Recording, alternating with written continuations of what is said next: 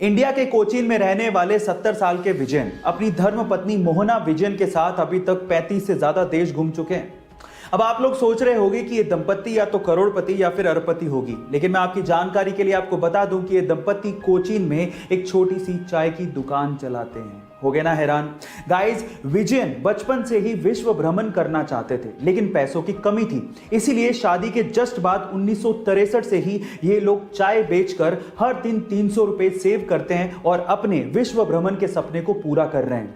यहां सीखने लायक बात यह है कि अपने सपनों को पूरा करने के लिए पैसे नहीं, पैशन चाहिए। गाइस, सिंगापुर के रहने वाले एक बंदे ने दुनिया की सबसे महंगी वर्चुअल आर्ट खरीदी है। Virtual art actually really exist नहीं करती, वो सिर्फ वर्चुअली एग्जिस्ट करती है। अब आप लोग सोचो कि उसके लिए उसने कितना पैसा दिया होगा। उसके लिए उसने लगभग $70 मिलियन खर्च किए हैं, यानी कि लगभग 500 करोड़ रुपए। Oh my God. और उससे भी हैरानी की बात यह है कि यह बंदा बिटकॉइन बिलियनर है और एक्चुअली वो साउथ इंडिया से है। गाइस, पर ऐसा बिल्कुल भी नहीं है कि वो बहुत रिच फैमिली से है।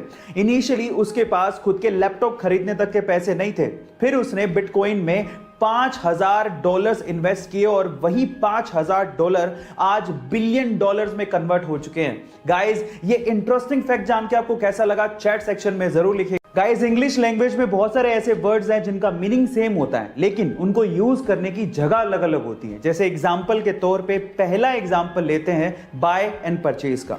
बाय आप तब यूज करते हो जब आपको सस्ती चीज खरीदनी होती है, लेकिन परचेज आप तब यूज करते हो जब आपको महंगी चीज खरीदनी होती है। इसी तरह से एक और एग्जांपल लेते हैं सी एंड वॉच। सी आप तब यूज करते हो जब आपको स्टेटिक यानी कि स्थिर चीज को देखना होता है, और वॉच आप तब यूज करते हो जब आपको डायनामिक यानी कि गतिशील चीज को देखना होता है ना? ये अमेजिंग। अगर मैं आपसे सवाल पूछूं कि 90 की उम्र तक आप अपने आप को कहां देखते हो, तो शायद आप लोगों का जवाब यही होगा कि या तो चारपाई पे या 4 कंधों पे। लेकिन पटियाला पंजाब की मान कौर जी ने अपना एथलेटिक करियर 93 साल की उम्र में शुरू किया। सुबह सुबह 6 बजे उठकर 20 किलोमीटर दौड़ लगाना, और वो भी उस उम्र में, काबिले तारीफ था। और उसके बाद उन्होंने हिंदुस्तान को 100 मीटर रेस में, 200 मीटर रेस में, 400 मीटर रेस में और जेवलिन थ्रो में ना सिर्फ रिप्रेजेंट किया बल्कि गोल्ड मेडल तक जीत के दिए। और आज हम उन्हें चंडीगढ़ का चमत्कार भी कहते हैं, और आज वो फिट इंडिया कैंपेन से जुड़ी हुई भी हैं। अपने जज्बे से हिंदुस्तान का नाम रोशन करने वाली मान कौर जी को मैं सलाम करता हूं। आप लोगों ने सड़कों पर चलने वाली ई बाइक या फिर साइकिल तो देखी होगी, चलाया भी होगा, लेकिन क्या आप लोगों ने कभी ऐसी ई बाइक सुनी है या फिर देखी है जो कि पानी पर चलती हो? जैसा आपका भी रिएक्शन है वैसा मेरा भी था, लेकिन यह बात सच है। रशिया ने एक ऐसी ई बाइक बना ली है जो कि पानी पर चलती है।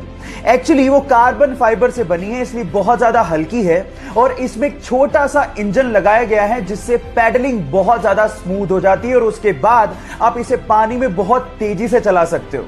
और इसे हाइड्रोफोइल ई बाइक भी कहते हैं। आई एम तो सो एक्साइटेड, जिस दिन मुझे ई बाइक दिखी मैं उसे जरूर ट्राई करूंगा। लेकिन क्या आप लोगों को ये ई बाइक दिखेगी तो आप ट्राई करना पसंद करोगे? चैट सेक्शन में लिखना मत भूलिएगा। एक बार रतन टाटा अपने सहयोगियों के साथ जर्मनी के एक होटल में खाना खाने गए। उनके सहयोगियों ने वहां पर थोड़ा ज्यादा खाना ऑर्डर कर दिया था। खाना सबने खा लिया था, लेकिन फिर भी टेबल पे 1/3 खाना बचा रह गया। जब वो पेमेंट करके जाने लगे तो एक बूढ़ी औरत ने उनसे कहा कि हम आपसे बहुत नाराज हैं क्योंकि आपने खाना बर्बाद किया है। इस पर उनके सहयोगियों ने कहा कि हमने खाने का पूरा पेमेंट किया है, आप कौन होते हो कहने वाले। इस बात से गुस्सा होकर उसने एक जर्मनी के एक ऑफिसर को कॉल लगा दिया। वहां पर जब ऑफिसर आया और उसने जब पूरी बात सुनी तो उसने 50 यूरो का जुर्माना ठोकते हुए कहा कि खाना उतना ही ऑर्डर करो जितना खाया जाए। भली तुम्हारे पास पैसे हों, लेकिन ये संसाधन पूरे समाज के हैं। गाइस, आज भी हिंदुस्तान में हर दिन 40% खाना वेस्ट किया जाता है, और यह भी एक सच्चाई है कि हर दिन 19 करोड़ लोग बिना खाना खाए सोते हैं। इसीलिए खाने को बर्बाद मत करो, क्योंकि जो खाना बर्बाद कर रहे हो वो बहुत लोगों को नसीब तक नहीं होता।